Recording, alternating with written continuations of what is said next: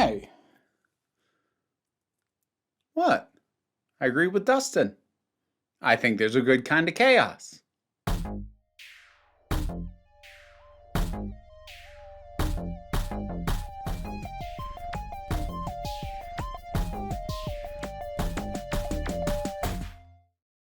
Stranger Things is done.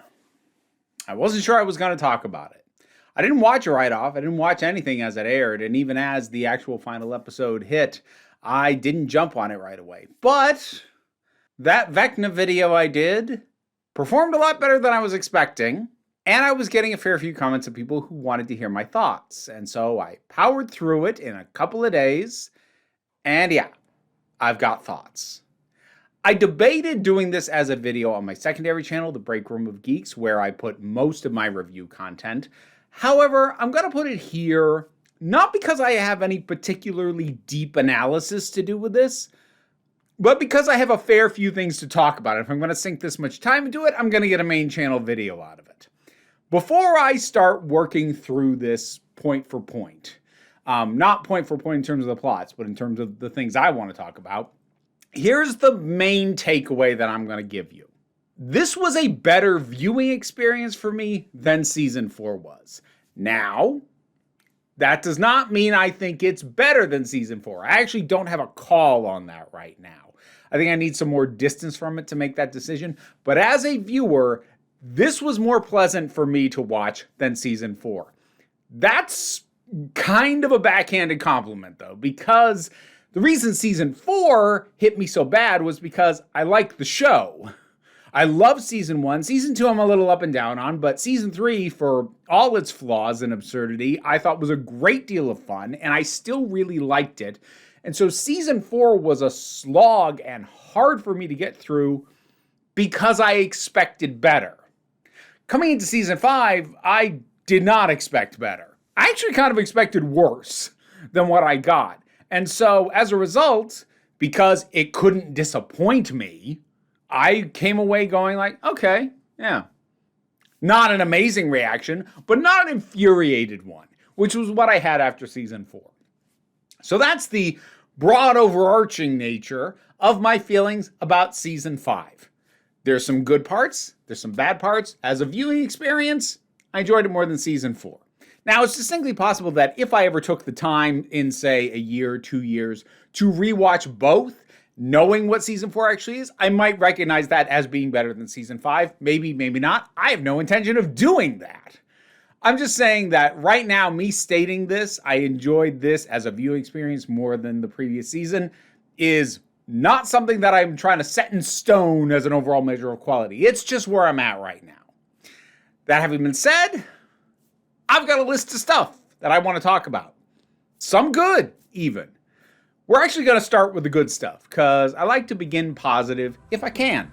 So let's talk about the good things of Stranger Things 5. First up, blanketly, basically every single scene with Robin. I love Robin. I loved her from her first introduction, and I've come to love her even more, not only with the season since, but especially since coming across the interpretation that her character's evolution from season 3 to season 4 and 5 is that before, when she was first introduced, she was masking.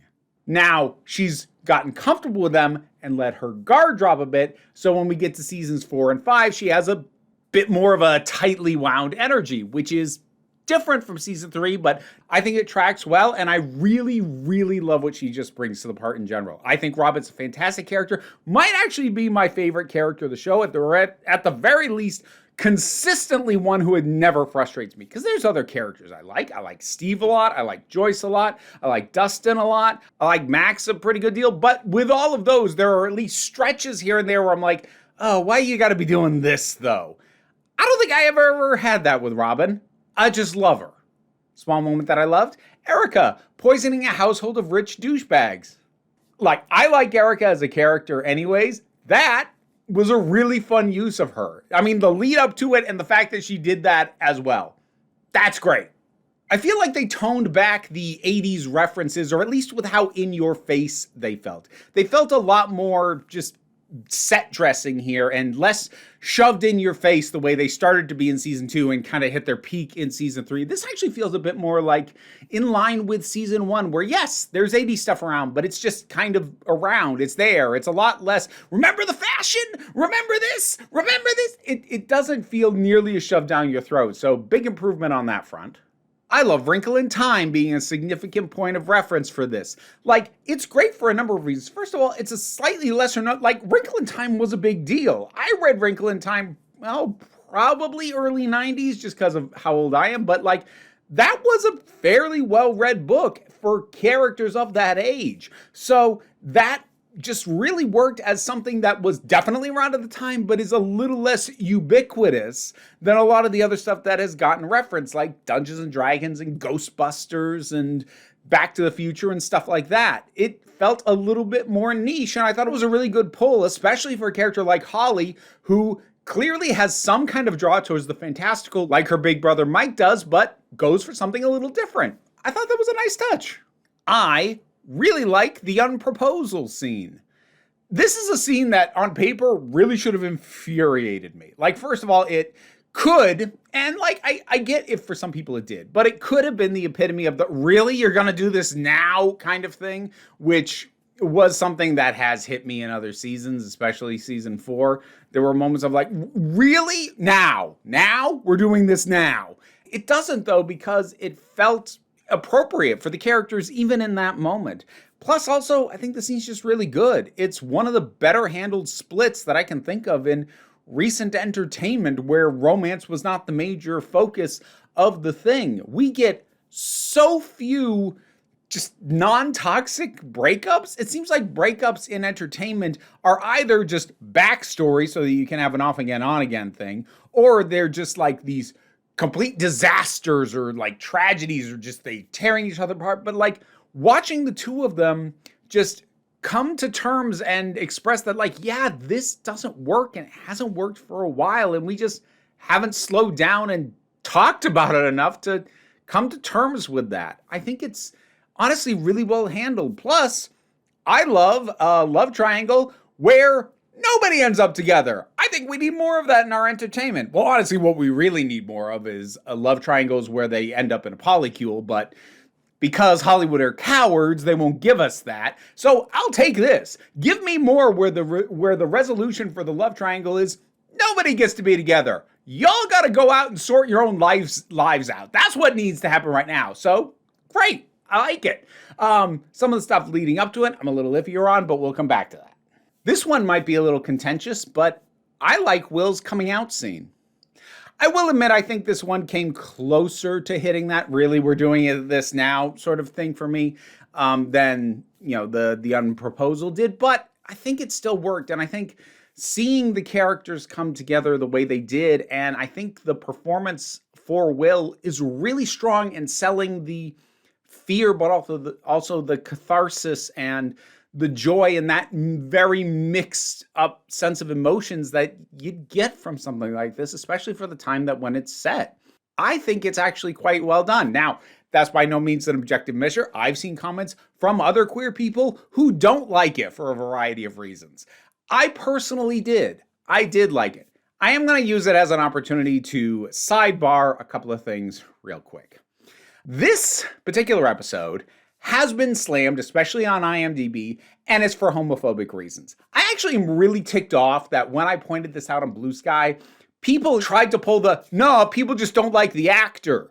Now, look, I'm aware of the issues with the actor who plays Will. I know what he said. Like, that's not the only person who there are issues with in this show. There are several. I'm not dealing with any of them in this. I am aware. You don't have to list them in the comments. And if you do that, that just proves you didn't even watch the frickin' video. So, yes, I laid a trap for you. Did you fall into it? Hope not. It'll be very clear if you did. But regardless, people, and I'm not saying you can't be upset with him, but people are upset with the actor because of some of his positions, particularly in regards to Israel and Palestine. And that is a fair and valid thing to be upset with anybody, celebrity or not, over. That having been said, do not try and claim to me that the hate that was heaped on that episode, episode 7, was because of that.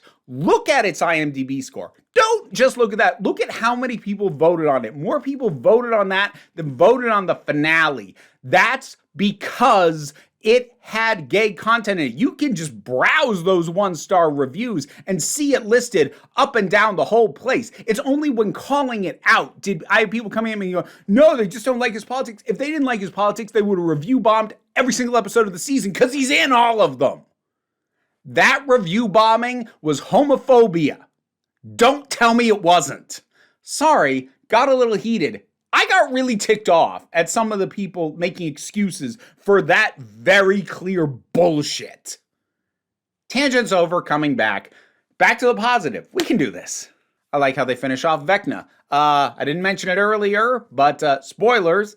I'm talking about the whole thing, so you've been warned. I love that Joyce is the one that kills him. Like, everybody participated. Everybody's involved in that. Like, that's great, but I love that she's the one who finishes him off. And I love that it comes fairly close on the heels of a potentially humanizing thing for Henry, which is something I'm also going to talk about a little bit later, a little bit less positively. But even after having done that, making it clear that, like, no, for what you have put everybody through, you are done.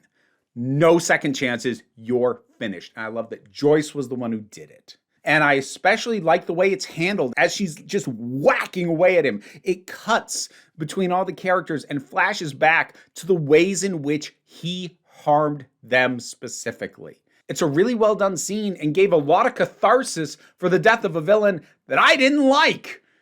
It's pretty impressive to get me energized over the death of a villain I didn't like, not just because he's removed from the story, but because you actually sold the catharsis of his defeat. I thought I was going to be super underwhelmed when he finally went down because I didn't care about him in the first place. But no, oh, that was good. And finally, let's talk about the ending scene.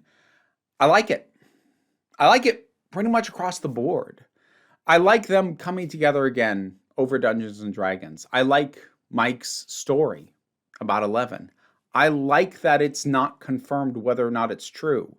Now, for my purposes, I don't need it confirmed. I understand for some viewers, it is frustrating for them if it isn't, that even though it's floated as a possibility, if it isn't made 100% clear that it's not satisfying for them. I get that. I'm not that kind of viewer, though.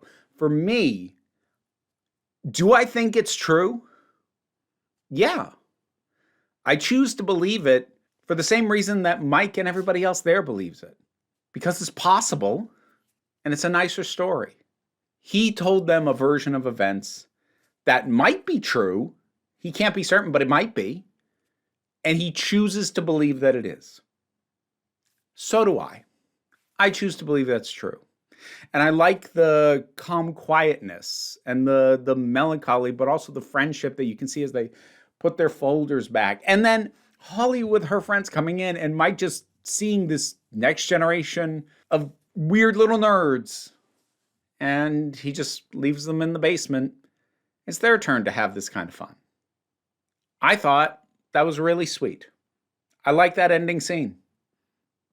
Pretty much everything about it. I like that ending scene. I thought that was a great way to end the show. The idea that people thought there was a secret extra episode is so bizarre to me. God, it's freaking Sherlock all over again. Anyways, that's the good stuff.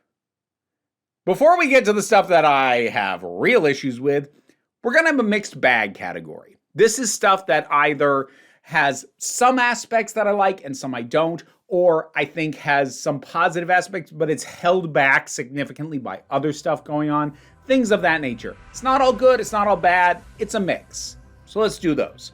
There were multiple story beats in this where I like where they ended up. I didn't enjoy the journey getting there.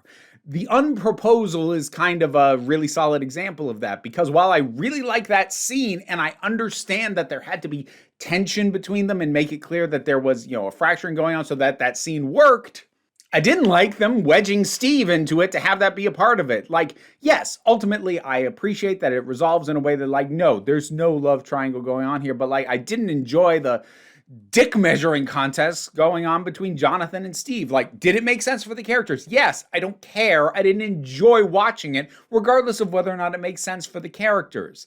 I actually find it a little bit frustrating with Steve in specific, because Steve is one of the characters I point to as a character who starts out incredibly just very firmly in the area of toxic masculinity who gets better over time, and seeing him sink into some of that stuff again, I'm like, oh, come on, man. Again, does it make sense? Yes, it's not out of character, but I sure as heck didn't enjoy it.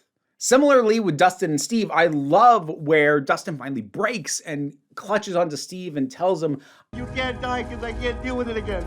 Don't let it happen again. Please, please don't let it happen again." Like, that's wonderful. And again, fantastic performances from the actors that really sells that. I didn't like watching Steve and Dustin be douchebags to each other up until that point.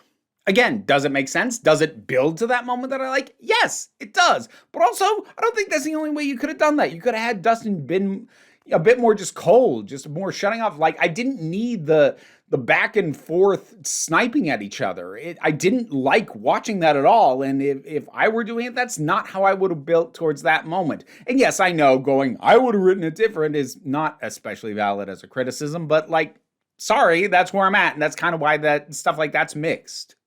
I like the science teacher joining the party. I always kind of liked him as a small side character who just brings in some knowledge for them to be able to do what they're going to do. And I always kind of found him interesting as a character. I mean, it's a little fan servicey. And also I kind of feel like they've gone out of their way to make him dorkier as each season has gone on. I think back to the first few seasons, and overall he felt more like, yeah, he's a dork to kids like that, but like it's perfectly normal sort of dude. And I feel like they've just made him dorkier. Not to the point that it broke the character, made me not like him anymore, but like, I felt like there's been character drift with him that I don't super care for, even though it was nice having him back and having him be more involved. The upside down being a bridge is interesting, and for people more interested in the internal logic and tying up all the loose ends, it does answer some questions. You know, questions like when Henry was first banished to this other plane, why was like that all yellow, but the upside down is mostly black with the occasional dash of red? Well, now you have an answer. The upside down isn't that place. The upside down just connects that place. And also, if you want an answer for why is the upside down partially a copy of Hawkins, but also has all this other stuff, because it's literally got aspects of both the things it's connected to. Now, speaking personally, I didn't need any of those answers. I would have been a little bit happier without them myself, but they're not bad answers. And if you wanted them, here they are. And I, as someone who didn't need them, think that they're pretty solid. That having been said, it did feel a little bit hand of the author-ish. It felt like a decision that was made largely so they could just have a big self-destruct button and a single thing that they could do or destroy that would just remove the entire problem. Does it do that? Yeah, sure. So it serves its function, but I felt like I was seeing the plot mechanics a little bit more than I should have. All right, let's talk about Holly. Holly is weird because on the one hand, why? Like, I literally forgot that Mike had a younger sister. I completely forgot that fact because Holly has never mattered. You want evidence that she has never mattered? They were able to recast with a completely different actress so that they could bring somebody in who was actually the age that Holly, in terms of the actual chronology of the show, how old she should be as opposed to how old the original actress would now actually be. And pretty much everybody let them get away with it. And I, for one, didn't even notice until I went and double checked on IMDb. Holly was little more than a glorified extra in seasons prior to this, and they sink a lot of time into her. They sink a lot of time into actually multiple characters who either are literally new or had so little going on in previous seasons, they might as well be brand new characters. And when you're doing your final season that you know is your final season, it's supposed to close everything up and tie everything off for your existing characters, bringing in brand new ones or what might as well be brand new ones is a really strange use of your time. That having been said, I like Holly as a character. I think that the way that they chose to characterize her and specifically the journey that they give her, the strength that they give her as a character, and watching her grow and evolve and become who she is by the end, I actually really like. I think it's a really good character arc for a character that young. And it all would have hit a heck of a lot harder if she didn't effectively feel like a brand new character. Like, I feel like I can epitomize this with the little token she was wearing, with Holly the Heroic. Because I think the idea of her holding on to that as a totem and it's meaningful to her and it gives her strength and hope is really good. And it would have hit so much harder if she hadn't literally been given that just earlier this season. Like, imagine if her being given that by Mike as just something to keep her from being scared was something that had happened in an earlier season, something that we knew she'd had for a while. We know she doesn't. Like, I don't know what the in-universe time frame is. I think it's only a matter of days how long she's had this thing. And it's not that Holly the Heroic doesn't work as a totem and as a plot function. It does, but it could have worked so much better if this character wasn't suddenly elevated in this final season. So I like Holly, but the fact that she, for all intents and purposes, barely existed prior to this does mean that all of this stuff with her is less impactful than it really could have been. It could have been amazing. Instead, it's merely good. Another thing for the mixed bag, while I do feel like they kind of reduced the Mind Flayer by making him little more than a kaiju pet for Vecna for all intents and purposes, I do think it's really cool that they hid it in plain sight the way that they did. How Vecna's lair is actually inside this particular manifestation of the Mind Flayer, and that explains why it's so weird and fleshy in there. Yeah, that's kind of cool. Dr. K. This one is kind of the inverse of Holly. So whereas Holly is something I'm like, that's good, but it could and should have been so much better, this is the opposite. Dr. K is bad. Like, honestly, the entire military plot, having the military there as a faction, feels like it's something that exists purely for logistics. They are there because there isn't really a believable way to explain why they aren't there. Like, it wouldn't make sense for them to have no presence, so here they are. Here's another doctor heading up the thing. It might as well have been Papa, whatever the heck that character's name was. I don't care. I never found him interesting. Like, it might as well still be him, except he's dead, so we have a new one. I don't find anything really interesting with the entire military aspect of this story. That having been said, casting Linda Hamilton was really smart because she has a presence that does so much to elevate this part. Her ability to just command the screen, that plasters over so many sins of this entire thing. Like, honestly, she is commanding enough as a presence that I kind of wish she'd been the person who was running the thing initially instead of Matthew Modine. I think I would have liked the character better from the start if that had been the case. So, bad idea, but saved, if not completely, at least heavily improved by the right casting choice. I really like the reveal of Max. I love the build-up with the letter and realizing, like, well, Henry wouldn't have given her that, so what's going on? And then revealing her, I'm like, oh, nice! I just wish that the flashbacks and the explanation of what happened to her was a complete dedicated episode. Because what we get is a bunch of voiceover of her explaining stuff with some, visuals that we will need because of some of this stuff is going to be repeated.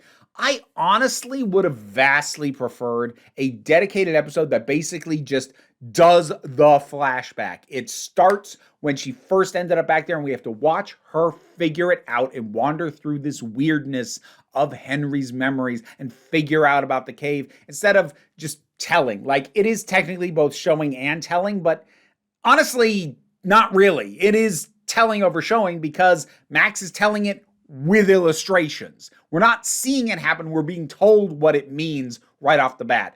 I would have really loved for that to have just been straight up a dedicated flashback episode where we just have to figure it out with her. That having been said, I still like the reveal, but like with Holly, it could and should have been more than it was. So we did our good things. We did our mixed things. Now we're going to start to get to the problems. How about we start with Derek?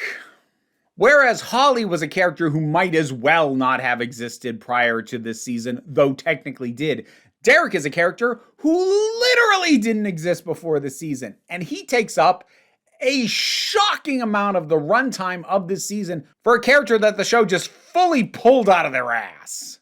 The inclusion of Derek and also Holly, to be honest, but I ended up liking Holly as a character, but it's true of both of them. It feels like the result of plot lines that either they hadn't gotten around to previously or that they landed on and realized they couldn't do with the existing characters because the existing characters know what the deal is too much. And they wanted to do some stuff that really only works with people who don't already fully know the deal of what is going on. And I feel like that resulted in the elevation of Holly and the creation of Derek. Holly, I'll let you get away with because, again, you got a good arc out of her and she at least has some ties to a character we already know. Derek, really? We're going to sink all this time into him and you're not going to spend enough time that he actually becomes a proper character. He is about as shallow as he seems. He's a dickhead until he is kind of treated nicely, then he's nicer, but then he's a dickhead again, but then he's nice again. And like, he has two modes, he has two settings, and neither of them is particularly interesting. It doesn't feel like an actual arc as a character. It just feels like,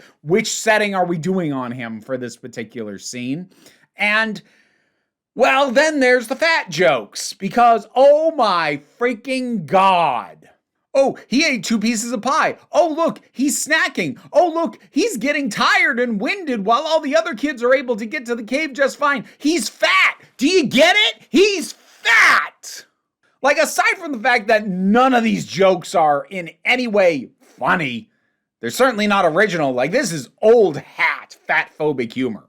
This is just the bottom of the barrel, the most basic, haha, fatty's eating chips and later he gets winded. Wow. Biting satire, guys. And don't try and tell me that it's tied to like the family that he's with because they're like the well-to-do family and so it's meant to represent him being spoiled. Shut up. Shut the hell up. Obesity is more commonly a problem with poorer families than it is with rich ones. So we need to lose this entire notion or defense, honestly, because I'm not sure most of these things are even trying to do it. The idea of decadence resulting in being overweight. Even if they're trying to do it, bullshit. Stop it. And it wouldn't tick me off so much if this basically wasn't a show with no real fat characters in it. Like, the closest we've come to anyone who isn't standard Hollywood build is Hopper until season 4 where he gets skinny because he's in the gulag. Who else have we got that's even close? Bob? Oof. And Barb? Oof. The fact that you brought in a fat kid into a story that has not had a fat kid or really arguably a fat character at all. Like I said, David Harbour was the dad bod thing. That's not quite the same thing. Like, this kid is explicitly written as and treated as the fat kid. And you have not had a fat character up until this point. And I'm not saying you were obligated to. You don't have to represent body diversity. Be nice if you did, but you don't have to. But if you're going to include a fat character, the idea that this is what you do with them is just fucking mean. You have the opportunity to give overweight kids who are not dipshits the chance to see themselves in something that's popular and that they could feel like they were included and that they could point to and go, somebody like me got to go on an adventure. No, you make him the dipshit and oh, look, he had 2 pieces of pie and now he's eating chips. Go to hell. On a far more petty note, wow, is it clear that they were pulling a lot of stuff out of their ass just from the sheer number of times characters had to say some equivalent of the line, that doesn't make any sense. This doesn't make any sense. It makes no goddamn sense. It doesn't make sense. It doesn't make sense. What are you talking about? How does any of this make sense? I don't know. And it appears so much because they have to cover for the fact that they are doing a bunch of stuff that wasn't set up. And that they have to openly acknowledge and hang a lampshade on the fact that, like, yeah, this doesn't track with what we've been doing up to now and we know. Callie! Bringing her back was a mistake. And look, I say that as somebody who actually likes the episode she's in season 2. I'm one of like 5 people I know who actually think that's a good episode and it was put in a good place and it was a good part of the show. But I also acknowledge almost nobody else liked it. You haven't acknowledged it since. Let it go. The fact that you brought her back, I immediately clocked the fact that, oh, she's gonna die. I knew there was 0 chance she lived through this because she's a character that hasn't been around and the audience isn't attached to. The people who remember her didn't like the episode that she was in, so she is disposable. She's here to die so that we could have the benefit of the doubt that maybe 11 lived. And also just try and milk some kind of drama and act like you're tying off a plot line that you just honestly fully abandoned. Like, I don't remember that episode well enough to say whether or not she's behaving out of character. She feels to my memory like a different character, but I'm not going back to season 2 and rechecking that episode to be sure of that. There is no weight with bringing her back. There might have been if she'd ever appeared in anything other than that one episode in season 2, but she didn't. You missed your window. You missed your opportunity. Don't try and cram it in now. How is the show still doing school-related and social life bullshit at this point? Like, seriously? Given what they have gone through and what they are dealing with right now, sinking any amount of time into school dynamics or anything like that, concerns about social life, like, no! What a waste of time. Now, I will grant it does not eat up nearly as much time as it did in season 4, but why is it here at all? It feels like it's there because school stuff was to some degree in the earlier seasons, but honestly, it has no business being here. Did anyone like the school-related stuff at all? Why are we wasting any time on that? Why are we having this graduation act like a big moment? Why are there these specific shots of the principal where it's like, oh yeah, Dustin sure showed him? I'm like, have we even highlighted this freaking guy before? We just defeated an interdimensional monster. Why are we acting like it's cathartic to stick it to the principal? And I say that as someone who actually kind of likes Dustin's speech, or at least the conclusion of the dang thing, but why is this eating up any time? Jocks and nerds and the Hellfire Club, and Dustin tries to pull it together being like, and in the chaos, all those walls broke down. what? When? Like, you would have had to have had the character spend time at the school to establish that that was a thing going on, but you didn't because it wasn't worth it, so why'd you do any of it? And then I've been saving this one. Vecna. Okay. I don't like this guy. I shouldn't need to fully reiterate why. I did a whole ass video talking about why I hate this freaking guy, and I think he's a terrible villain and a terrible addition to this show in specific. But let's deal with him. First of all, it really is kind of wasted effort to try and make Henry seem scary. I mean that both in terms of the fact that we are presented with Henry more than we are presented with Vecna, and also they try and do this big build up to the reveal of the name of Henry, and I'm like, Henry was my grandfather's name. I'm sorry, I'm not scared of seeing the word Henry getting slowly written out on a piece of paper. That was a laughable moment to me. And yes, I understand that is the name that Mrs. Wheeler would feasibly know. Like, she wouldn't know Vecna, she wouldn't know One, she wouldn't know, well, she does know Mr. Whatsit, but like, if she's gonna know anything besides just Mr. Whatsit, Henry was gonna be it, but like, it's still a laughable scene, man. But as far as Vecna goes, they've changed his MO again, where now he's kidnapping kids to funnel his power through them. I didn't really talk about the impact that this has on Will. I'm pretty neutral on it. Didn't even go in mixed bag. I was just kind of like, oh yeah, okay, when all of that happened. So, you know, him kidnapping the kids and whatnot, again, it feels like a decision that was made for like a plot beat that they wanted to do, or maybe wanted to do an earlier season, but now we have to funnel all these new characters into it. Henry has just never been intimidating to me in any form he's ever been shown in. I still hate his voice, and I especially hate the stupid arch-villain style dialogue that they give him. Long rest. We can begin. But a lot of that was stuff that I touched on in the previous video. The main thing to talk about here is the alterations to his origin, which basically seems to, well, fully canonize the Stranger Things play. What was it? The First Shadow? Again, I know what's in it. I know about it. I haven't seen it. Most people haven't. That's why you don't put vital story bits into something that isn't the format that most of your audience is going to see it in, regardless.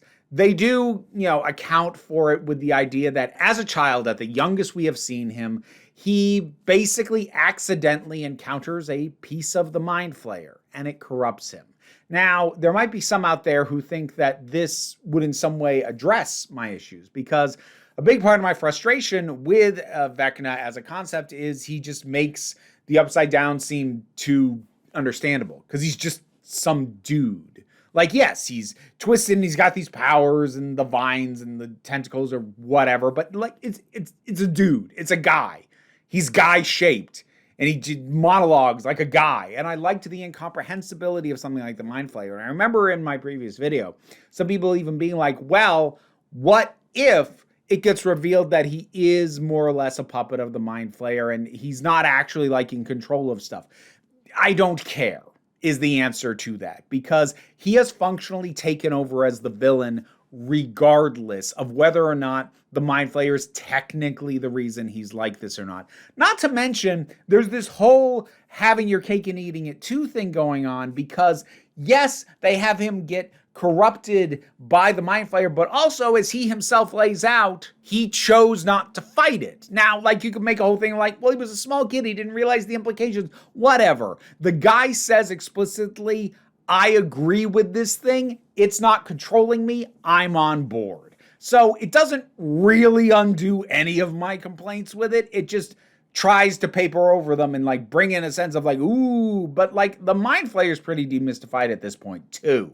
But like, there's a clear conflict with what they're even trying to do in regards to this character. They want him to be the final boss, but they also kind of want to acknowledge that he didn't create everything that's going on. Like, there's a literal complete flip of a line, because one of the lines that I hate in season 4 is this one. That was you.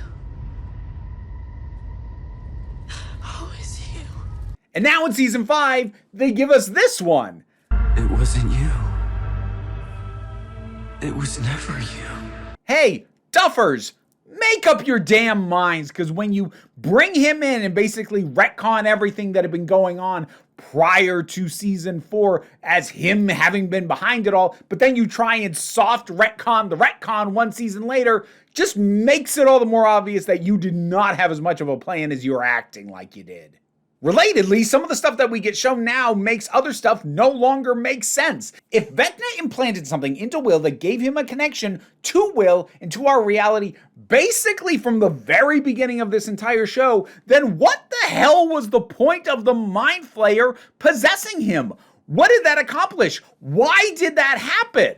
And yes, you can probably come up with answers, and I know I've said in the past I prefer to not have answers, but it's clear that you are trying to imply that there are some, so what I see should make some kind of sense. It just seems like you can't leave this one damn kid alone. Like, if the idea was Will was connected to Vecna for a while, but then by the time season 2 happened, he wasn't anymore, so the Mind Flayer stepped in directly, why? Why didn't Vecna just repossess him? Now, before I fully wrap this up, I'm just going to go rapid fire through a list of things that do not matter, I don't want to spend a lot of time on, but annoyed me regardless. Derek is playing Super Ghouls and Ghosts. That's a Super Nintendo game, and he's playing it on a Nintendo years before it was released. Hey, quick note from the edit, it may not technically be the Super Nintendo sequel, which was Super Ghouls and Ghosts. What they might actually be showing on the TV is the arcade version of Ghosts and Goblins. Now, Ghosts and Goblins did have an NES version, but whatever he's playing on that TV, it is not the NES version. These soldiers on the base in Hawkins seriously only had one guy with a flamethrower when they knew that fire was about the only thing that kept this stuff back, and yet they all just stand around firing bullet after bullet after bullet into things that they should be well aware bullets will not stop. Okay, the hive mind thing. You hurt one, it hurts all of them? Since when? I suppose it's possible that maybe there was a little beat somewhere along the line that actually had that in there. I don't remember that ever being a thing, and it definitely wasn't a thing to this degree. Look, there's a lot of ways that you can do hive minds, but the idea that you literally hurt one of them, it hurts every single one of them, is the stupidest way to do a hive mind. And finally, Steve's fake out death was the cheapest damn thing. What the hell even was that? So yeah, that'll do it. It's a mess. There's good stuff here, as I said, but the Duffer Brothers really lost focus on what it was that this show has been and what got people so invested. The fact that they insert so many new, or they might as well be new characters, and spend so much time on aspects that are the least interesting, like the military stuff, the fact that we spent literally any time at the school, the need to introduce an entire cadre of kids we've never seen before with specific highlights on the fat one. For some reason, despite knowing that this was their last season, they came in not with the attitude of, we're here to close out Stranger Things. They came in with the attitude of, we're here to do one final season of Stranger Things. And I know that sounds like the same thing, but it's not. I think some stories, not all stories, but some stories that have been going this long and had this many installments, it can be important to break your format for your last one so that you are fully encapsulating me the point. This is the last one, and it's different because it's the last one. I hate that I'm about to use this as a reference, but there's a reason that the final Harry Potter book basically ditches the school. It says, school's over, we're doing other stuff now. And I'm sorry for citing Harry Potter for that. Look, I even put out a question on Blue Sky to see if anybody could float me any other notions. The only other one that I saw that was something I actually was aware of was the last season of Angel, but I'm not sure if that should count because when they started that season, they didn't know it was going to be the last one. It is true, though, it completely breaks the format of the show prior to that and is part of why it is an amazing final season. Yes, creator of that has issues as well, not quite J.K. Rowling levels, but plenty of them. So yeah, I wish I had better examples. Here's a list of a bunch of them that folks cited me on Blue Sky, and what they said were things that did something like that, but I don't know and can't verify. But I think that's what should have happened here. The idea of like, oh, and like they have to hide stuff from people. Like Robin has to hide it from her new girlfriend. And like there's some stuff at the school and there's some social life stuff. Like drop all of that. This is the end game. Make it the end game. Ditch the stuff that, yes, have been staples of the show, but don't have a place in the end game story. They lost the plot because they kept too much of the format from the previous seasons. This was the time to break it, and they didn't. Not as much as they needed to, which is a shame. Again, still some good stuff in here, some great stuff even, but yeah, I feel like for me, I'm going to consider Stranger Things a 3-season show. I think that for me, that's what this is. Anyways, what do you think of the last season? Do you agree with my complaints? Do you agree with my compliments? Do you think that I've lost the plot and am completely off my rocker? Whatever your thoughts might be, drop something down in the comments. Let's talk about it. Patreon pays the bills, enables me to do this as my living.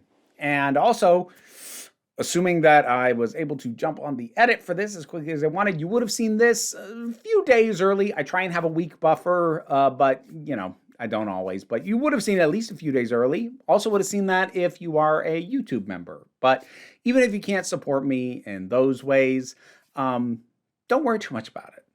You know, there's free things you can do, like, share, subscribe, check out my other channels, but that's not really what I want you to focus on. I appreciate it.